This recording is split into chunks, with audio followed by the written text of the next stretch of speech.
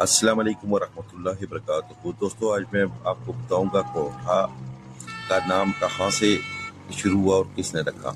ये ज़िला रावलपिंडी का कस्बा तहसील कोहटा रावलपिंडी से 35 किलोमीटर के फासले पर वाक़ है। कोहटा की 4 तहसीलें हैं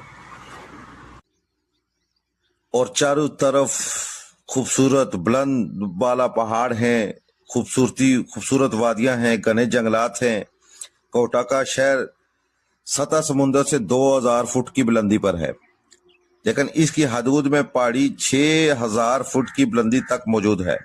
ऊंचे नीचे पहाड़ इस इलाके में खूबसूरत मंजर पेश करते हैं। इन पहाड़ों के दामन में कई किलोमीटर तवील इलाके पर घने जंगलात फैले हुए हैं, जहां कई किस्म के जंगली हैवानात भी मौजूद हैं। इसे कहूट कौम ने आबाद किया, इसी वजह से इसका नाम कोहटा मशहूर हुआ। इनके खानदान का एक बुजुर्ग सैयद नवाब अली शाह फिरोज जो दिल्ली से आया था, हिंदू महाराजा जयसिंह पाल को सियालकोट में शिकस्त दी।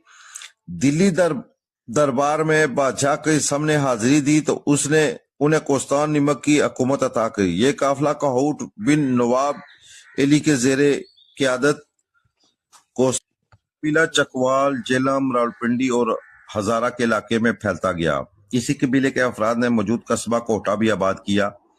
तारीखी तौर पर यह इलाका माजी में गखड़ों का मरकज भी रहा, जिन्होंने दारुल हुकूमत पहले दनगली और फरवाला का किला सुल्तान गक्कड़ शाह ने तामीर करवाया था। किला की दीवारें 25-30 फुट तकरीबन ऊंची है, 10 फुट चौड़ाई है। दीवारों के अंदर 13 और पहरेदारों के इस्तेमाल के दर्रे बने हुए हैं। किले के 6 दाखिली दरवाजे हैं।